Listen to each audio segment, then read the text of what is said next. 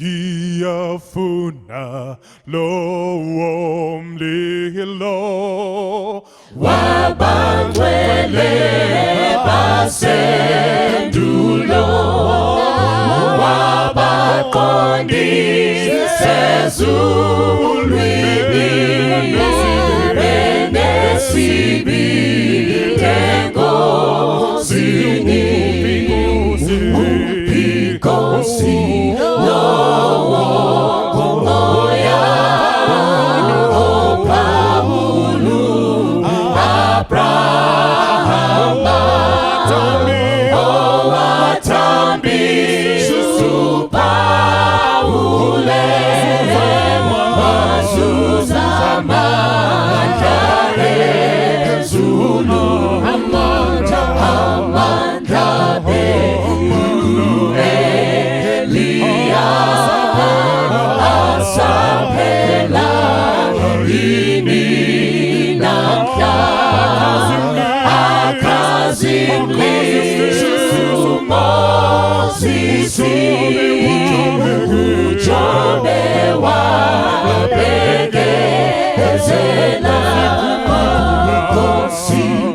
Nkosi yaendula Pindutele umsawakho Asizibekise kuwe Telumoya wakho ngcwele Nkosi yaendula Pindutele umsawakho Asizibekise kuwe Telumoya wakho ngcwele Telumoya wakho ngcwele Telumoya wakho ngcwele Telumoya wakho ngcwele Ndinokukwazisai hama muzita raJesu, amen. Toda kutenda Mwari nekusanganiswa kwataita. Zita rangu ndoitwa Pastor Brighton Manyepa. Toda kutenda nechirongwa chiri kuuya kwatiri. Mukati menguva ino toda kupinda mukati meshoko raMwari. Toda kuverenga kubva pana Matthew chapter 15 kubva pa verse 21 to 28. Pane kanyaya karipo tinogona kukawana zvakare kuna Mark chapter 7 verse 24 to 30. Ndichaverenga panapa makateerera kubva pana Matthew chapter 15 verse 21 to 28. Zvino Jesu wakabvapo akaenda kumativi enyika yeTire neSidhoni. Zvino tarira, mukadzi muKenani akabva kunyika iyo akadana achiti, ndinzwirei ngoni Ishe, mwanakomana waDhavhidhi. Mwanasikana wangu akabatwa kwazvo nomweya wakaipa. Asi haana kumupindura neshoko rimwe. Ipapo vadzidzi vakauya vakakumbira kwaari vachiti, muendesei, nokuti anodanidzira shure kwedu. Asi akapindura akati, ndakangotumirwa kumakwai akarashika eimba yaIsraeri. Zvino akauya akapfugamira akati, Ishe, dondibatsirai henyu. Akapindura akati, hazvina kunaka kutora chingwa chevana ndokuchikandira mbwanana. Akati, hongu Ishe, nyangwe nembwananawo dzinodya zvimedu zvinodonha patafura ravatenzi varo. Zvino Jesu akapindura akati kwaari, haiwa mai, kutenda kwako kukuru, zvaunoda ngazviitwe. Mwanasikana wake akapora kubva panguva iyo. Ngati tsinzinei tinamata. Baba vedu vari kumusha wakumusoro kudenga, yasvika nguva yekuti Mwari musimudzirwe kubva mushoko renyu. Mwari, sekuvimbisa kweshoko renyu makati pamunosimudzirwa munokwevera vazhinji kwamuri. Bvisai kumira kwangu, asi Mwari mugotaura muchinzwikwa. Taingakumbira sei Jehovha imamuunganidzi vanhu mukashaya chekutaura kwavari, pane vamunhu vamuri kutsvaka kuburikidza neshoko iri. Taurai nesu, denhai mwoyo yedu, kutenda kwedu kusimbiswe, isu tigosimudzirwawo pakutenda. Uyu ndiwo munamato wedu muzita raJesu. Amen.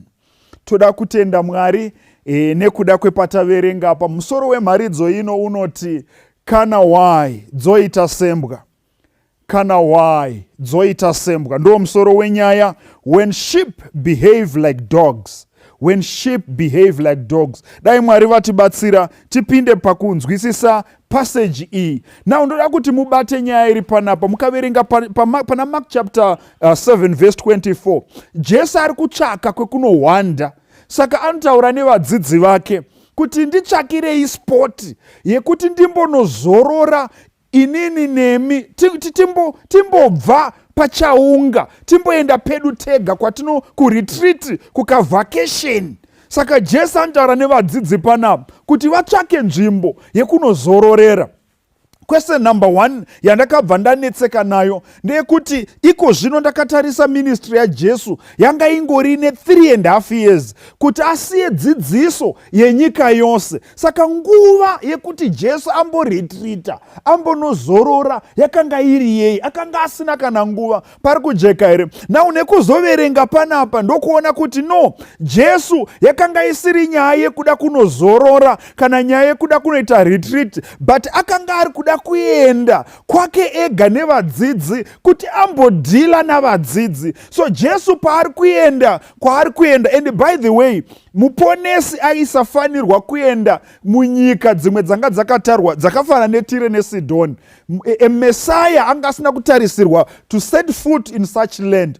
But panapa Jesu haasi kupinda muTire neSidhoni, but ari kuenda kuborder. Now nzvimbo yaari kuenda inzvimbo yakanga isingatarisirwi kuonekwa munhu akaita saKristu achisvika munzvimbo iyoyo. Yakanga iri nzvimbo yakanga isingatarisirwiwo zvakare kuwana vanhu vangaita hanya naJesu pari kujeka here. Munoziva nzvimbo dzemabhodha inzvimbo dzekuti vanhu vanenge vari busy kuda kutsvaka mari, vari busy kuda kugadzira kuti vawane mukana wekuita mari nawo. Pabhodha hapana munhu wemunhu, pabhodha hapana hunhu kuvanhu, pabhodha panoitwa yese pari kujeka here apa. Utsotsi hwese ukada kuhuona enda pabhodha pari kujeka here apa. So panapa Jesu vadzidzi vari kutarisa ubva vati saka ndekupi kwatingaenda kwekuti hatizikanwe, zvikanzi handei kubhodha renyika yeTire neSidhoni. After all vanhu veTire neSidhoni havana hanya naMwari, so tiri tese revadikamu. So panapa Jesu anotora vadzidzi vake oenda navo kunzvimbo iyi.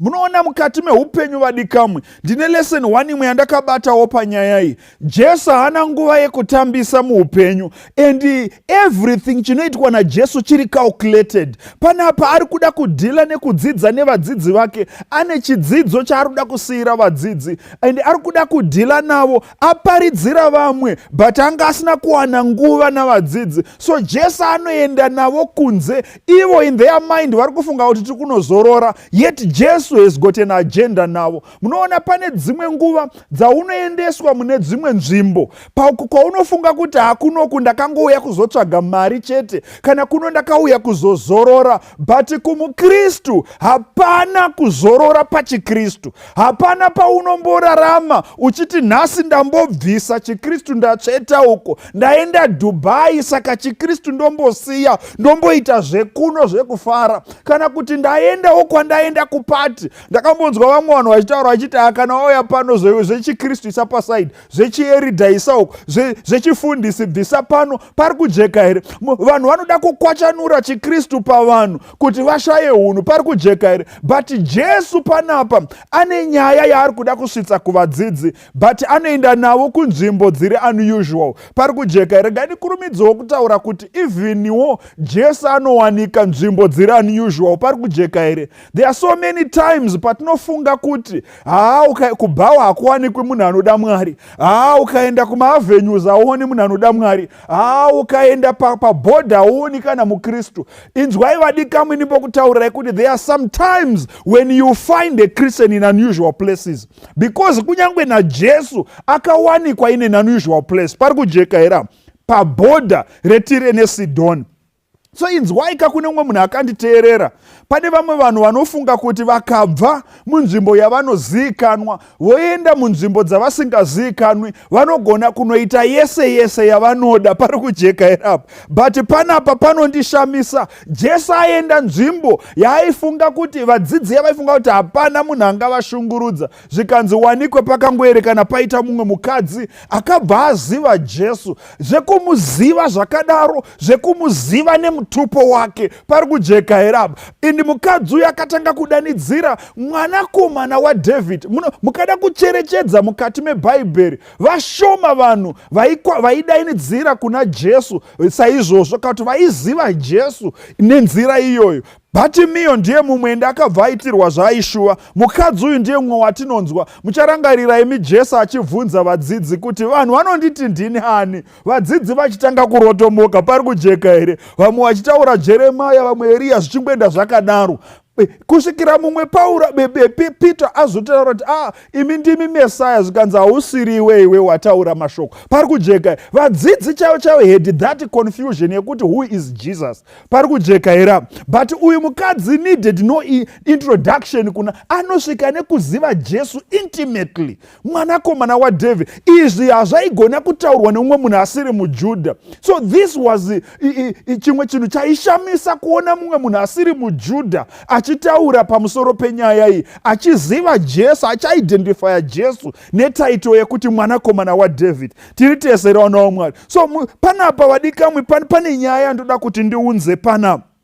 Jesu aenda, ndibatsireiwo kuona panapa picture iri kuitika panapa. Mukadzi uyo wauya ati pindikiti pakati pavo, ende vadzidzi vanomira votanga kudzivisa mukadzi uyu, votanga kuda kumudzingira kure. Imi mai, imi munotsvakei pano? Swederai uko, hatisi kukuda, tauya kuno kuzozorora, siyanai nekunetsana nesu naJesu. Tiri tese vadzidzi vanomira vachidzingira mukadzi uyu kure. But mukadzi uyu anoramba achidaidzira kuna Jesu. Kusvikira vadzidzi vatoona kuti havagoni kumudzinga, vadzidzi vanouya voenda kuna Jesu vosvika kuti Jesu, dzingai munhu uyu, because isusu tambozama kumudzinga, haasi kutiteerera, ende haasi kuda kunzwa isusu, ende akuramba achidanidzira kwatiri. Tiri tese vana vaMwari, ndibatsireiwo kuona unhu hwevadzidzi ava.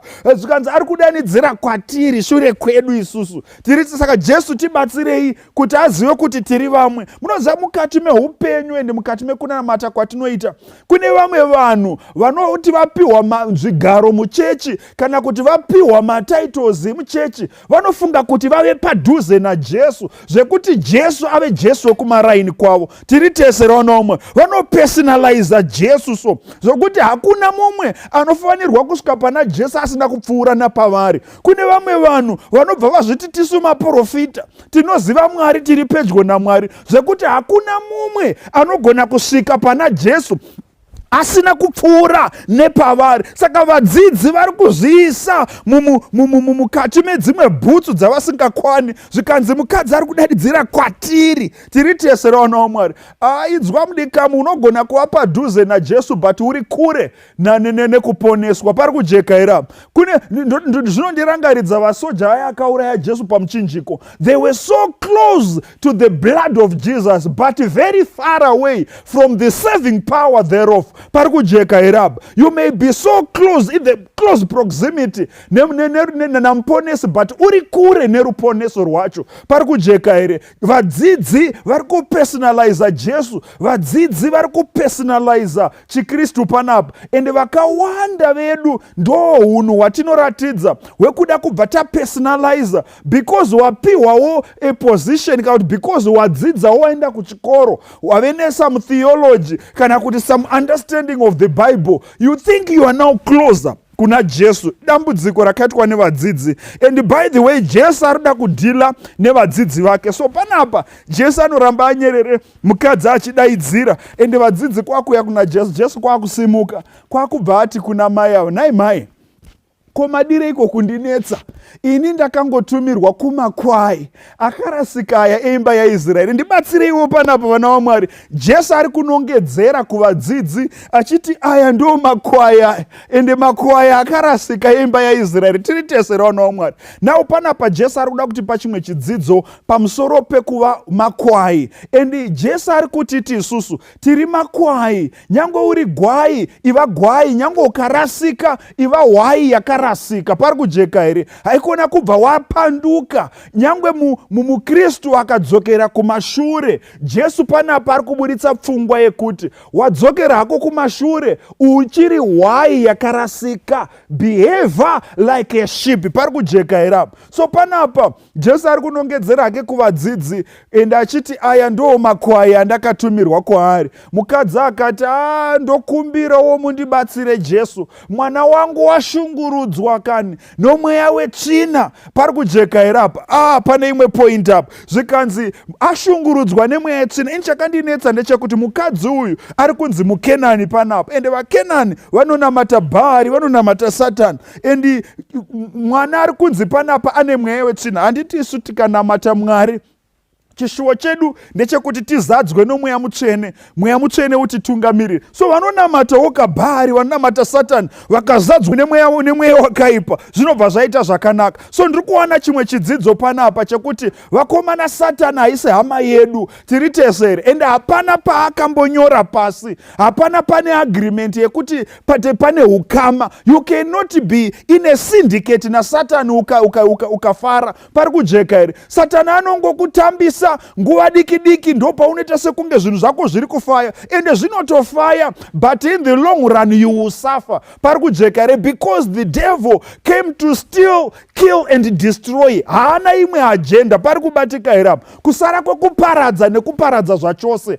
Pari kubatika here? Chake chaanotsvaka kukubira, chake chaanotsvaka kukuuraya, chake chaanotsvaka kukudestroya zvachose. Ndo zvake ende ndo zvatoziva Satani achiita. So ukaona uchipiwa zvimadelicacy naDiabolos ari kukurezva wakafanana nehuku broira riri mukeji, riri kufidwa. Tiri tesere vadikamu, rinofidwa. So huku inopiwa mvura nenguva, igopiwa mvura inoenderana ine mwero, igopiwa environment ine mhepo inofefetera. Kana kuchitonhora igoisirwa light rinodziya, inopiwa all the comfort. Broira rinopiwa all the comfort. Ronyatsovakirwa keji isingapindi kana nyoka, isina kana chinoistress. Rikaita stress broira rinopiwa stress pack. Tiri tesere richifidwa chikafu nenguva. Chikafu chinofana kudyiwa usiku namasikati, broira richifidwa. But chisingazivi kamwe nebroira ndechekuti haripfuuri 6 weeks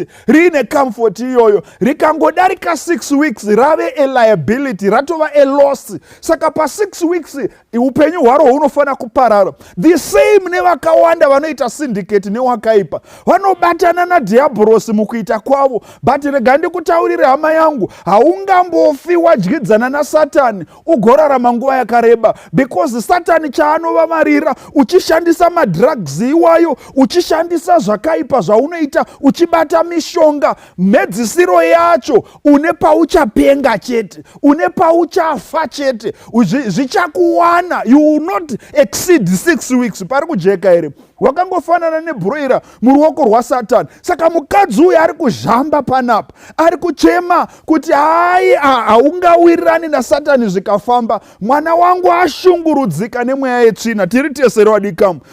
Saka mukadzi achema panapa, Jesu anobva amira akati, saka mhai muda kuti ndiitewo sei?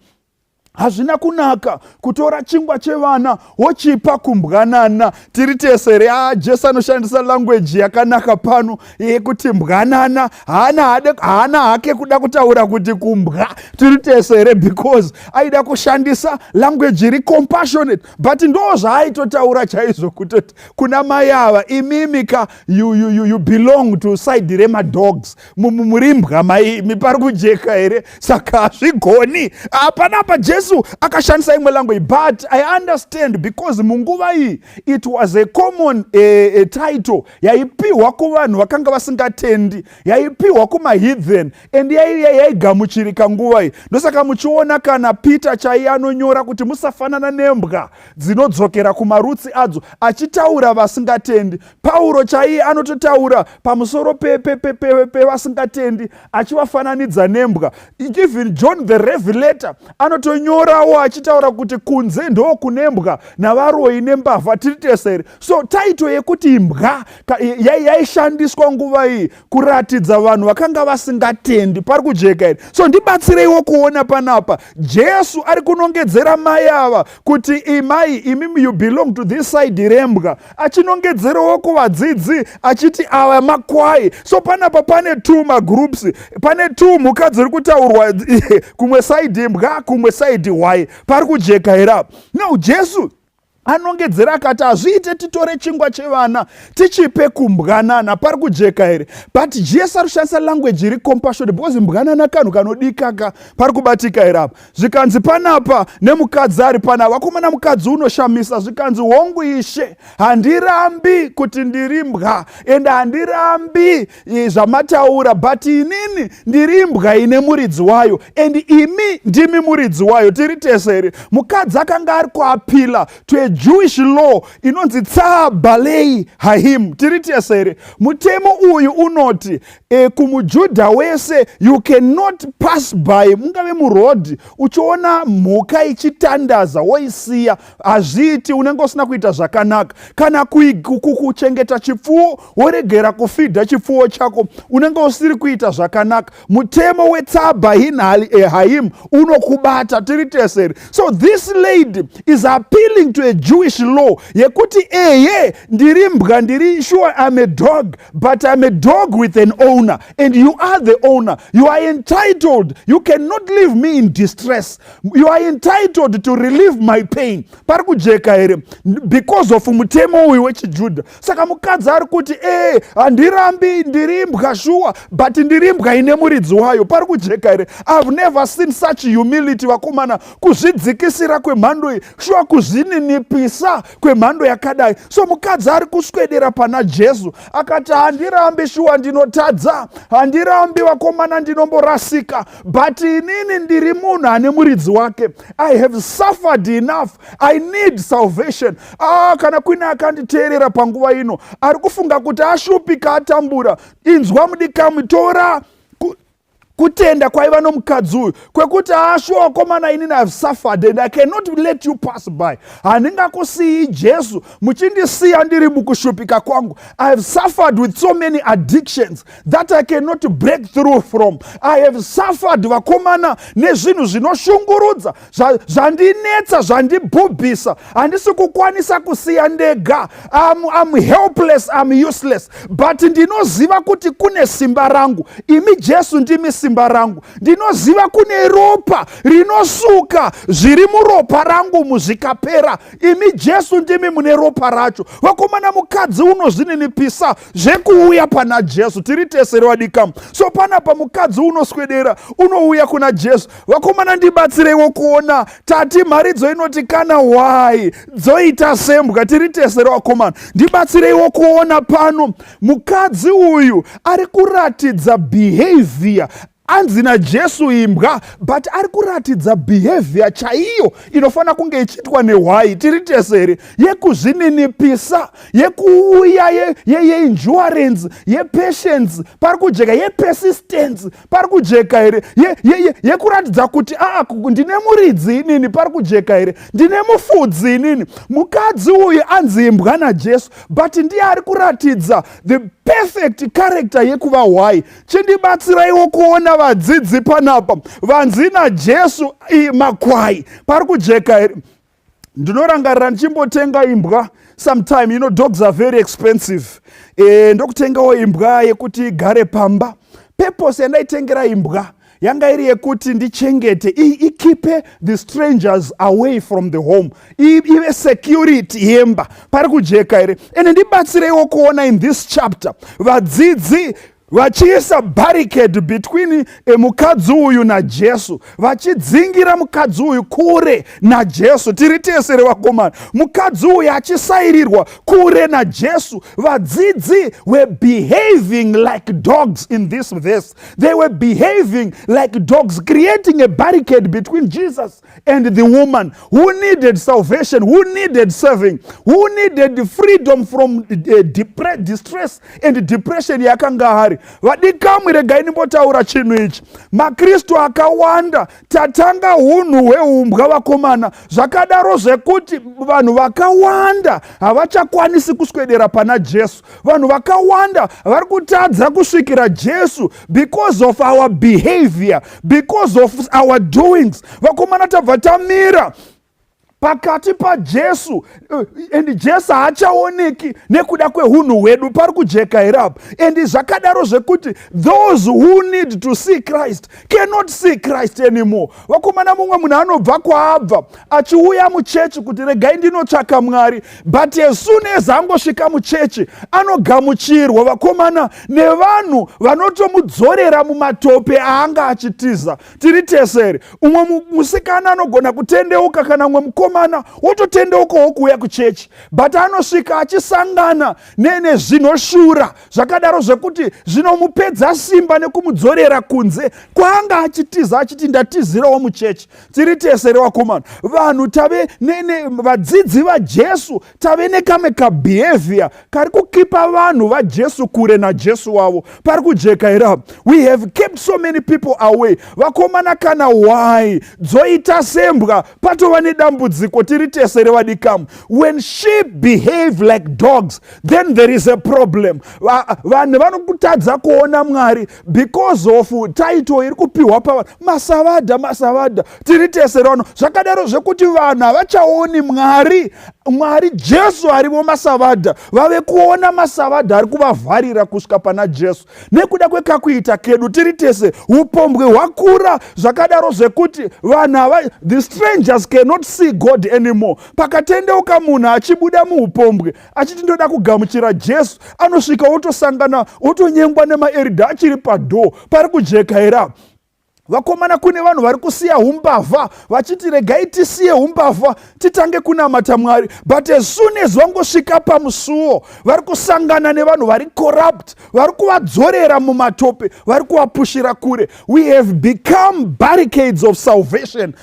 Tamira pakati pevanhu vari kuda kuponeswa, pakati pevanhu vaJesu naJesu wavo, zvakadaro zvekuti we are keeping people away from God. Kana Hwai, Dzoita, Sembwa pane dambudziko. Tiri tesere vadikamwe, kana Hwai, Dzodya, Sembwa aiwa pane dambudziko. The way we are eating, the way we are partying, vakomana, vanhu vakutoona kuti kuchechi tichaenderei. Kana vanhu vekuchechi vari kuita mass exodus yekutiza kubva kuchechi vachiuya kune zvinhu zvenyika. So tingadei kuchechi uku, pari kujeka irapo. Vanhu makristu, why are we so desperate zvakadaro zvekusimudzira zvinhu zvakaipa, kutora bhawa orisa muchechi? Tiri tese in the name of trying to attract zvinobatsirei? Let people see Jesus and come closer to Jesus, not coming closer to our music, not coming closer to our praise and worship. Vanhu ngavaswedere pedyo naJesu. Tiri tese vadikamu, vanhu ngavasaswedera to flamboyance yedu, vanhu ngavaswedere pana Jesu. Dambudziko redu ndere kumira pakati pevanhu vari kuda kuponeswa naJesu wavo. Tiri tesere, kana Hwai, Dzoita, Sembwa vakomana, pane dambudziko. Tiri tesere, saka ndibatsireiwo kuona panapa Jesu ari kuda kudhila nevadzidzi, ari kuda kuvaratidza kuti there is a certain behavior in you that has to go for the sake of kuponeswa kwevanhu vakawanda. Vanhu vangaponeseka sei kana tichiva pakati pavo naJesu, tichiva isusu vanhu vanovapedza simba nekuvatonga kuti me you don't deserve kuponeswa, tichipa vanhu malabels, tichiisa vanhu muzvikwata. Kana Hwai, Dzoita, Sembwa pane dambudziko. Kana maassociations edu nemarelationships edu asisina standard blood yaJesu. Kana Hwai Dzoita marelationship Sembwa pane dambudziko tiri tese revadikamwe. Kana Hwai dzopfeka Sembwa pane dambudziko pari kujeka here. We no longer have the standard of dressing. Zvakadaro zvekuti vanhu they can't see Jesus because of how of our fashions today. Musiyano ndeupi wenyika nevanhu vanonamata Mwari. Kana Hwai Dzoita Sembwa pane dambudziko pari kujeka here apa vadikamwe. But mukadzi uyu wakomana anoratidza Hwai, wakomana Hwai hwekuzvininipisa, hwekuva so persistent. Haana chiramwa mukadzi uyu, haasi kukundikana until asvika pana Jesu. Tiri tese revadikamwe. And haasi mudenial, anogamuchira all the insults, but chaari kuvavarira kuswedera kuti abate pamupendero wenguva Jesu, kuswedera kuti abate icho chiri kupangwa nemweya wake, kusunungurwa kwemwanasikana wake. Tiri tesere Jesu paanotarisa kutenda kwakasimba kwakadaro kwemukadzi, Jesu anobva ati mai kutenda kwenyu kukuru, zvamunoda zvingaitwa. Tiri tesere vadikamwe, zvikanzi kubva panguva iyoyo mwanasikana akaporeswa. Have we realized results ekutenda kwedu? Kana tisati torealiza results ekutenda kwedu, the inner peace that comes by drawing closer to Jesus, probably tinogona kunge tiri vanhu vakafuratira Jesu, vari kudzingira vanhu kure, pari kujeka irapa. Probably tinogona kunge tiri pedyo naJesu, tichizvirova dundundu, but tiri kure nesimba rake rekuponesa. Dai Mwari werugare atiitira nyasha, dai Mwari vatibatsira. Muchapter iyi taziva kuti kana Hwai Dzoita Sembwa nyika haigoni kuona Mwari. Tiri tesere, who will evangelize to the world? Kana Hwai Dzoita Sembwa. Dai Mwari vatibatsira. Amen. Ngatitsinzinei tinamate. Baba vedu vari kumusha wokumusoro kudenga, rumbidzwai Jehovha nekuti ngoni dzenyu dzinogara nekusingaperi. Tinokutendai mutsvene nenguva yekunamata, tinokutendai nenguva yekutaurwa kweshoko renyu. Ishoko rinorema Mwari, but rinoda kududzirwa kuvanhu venyu, asi rasvika nenzira isina kujairika. Tibatsireiwo Jehovha kuva neunhu hunokudzwa. Tibatsireiwo Mwari kuswedera pedyo nemi nekukwanisawo kuzarurira vamwe kuti vakwanise kukuonai Mwari. Vamwe vanhu varikutadza kukuonai nekuda kwekamuitiro kedu. Kune vanhu vakawanda vari kukuhunika nekuda kwekamuitiro kedu. Tibatsireiwo kuti unhu hwedu hubatsire vazhinji kuswedera pedyo nemi. Tidzidze kubva pamukadzi uyu kuva neunyoro, kuva nekutsunga, kuva nekuzvininipisa. Isai kuzvininipisa matiri, isai unhu hweuhwai matiri. Tive hwai zvirokwazvo dzakarashika, dzinoshuva muponesi wadzo, dzinoshuva mufudzi wadzo. Tibatsirei Mwari wedu, mutiitirewo zvakanaka. Unhu hweumbwa hukutaurwa pano hutame kubva matiri. Tibatsireiwo Jehovha, tisava sembwa dzinodzokera kumarutsi adzo. Tibatsireiwo Mwari, tisava vashungurudzi vevanhu, asi tibatsireiwo Mwari kuva neuhwai matiri nekuswedera pedyo nemi. Uyu ndiwo munamato wedu muzita nemuropa ramuponesi wedu Jesu Kristu. Amen. Inzwa izwi remufudzi kunze kugwenga redima, ari kudaidza hwai dzakarasika kokure. Pinzanyi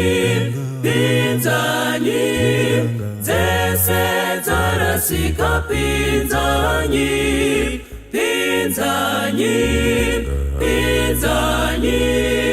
unza dzese kuna Jesu. Ndiani anobatsira, mfudzi mukuru wemutsa, kuti aone dzaraswa nekudzipinza mudanga. Pinzanyi dzese dzarasika, pinzanyi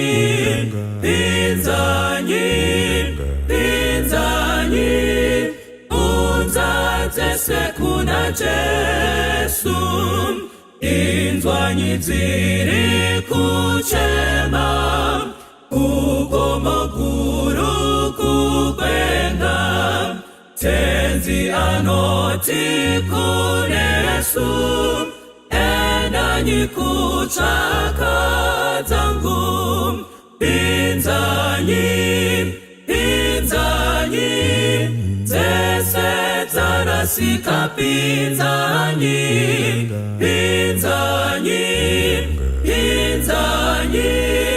unzanzese kuna Jesu pinzanyi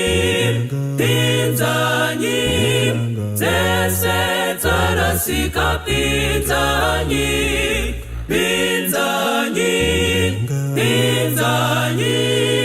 unzanzese kuna Jesu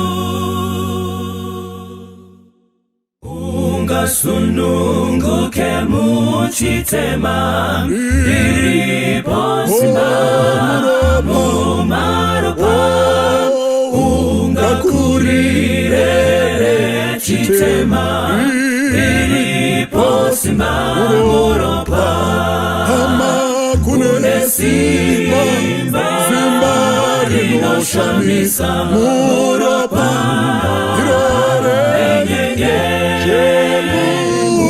Simba rinoshamisa mumaropa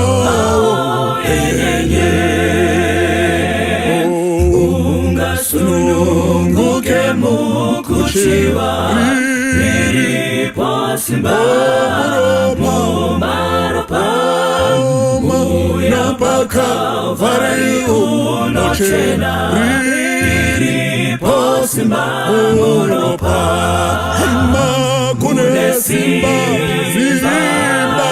rinoshamisa muropa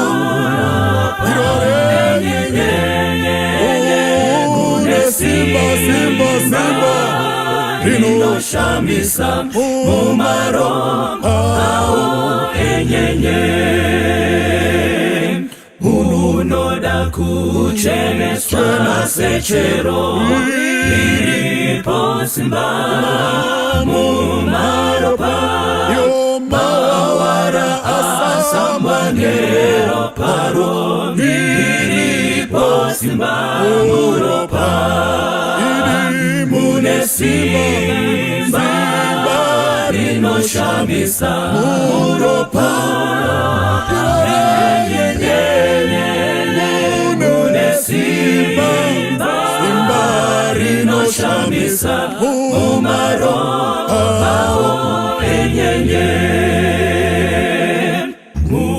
munodahere kumushangira ririposimba mumaropa unoda kuimba nekukuza ririposimba muropa munesimba rinoshamisa muropa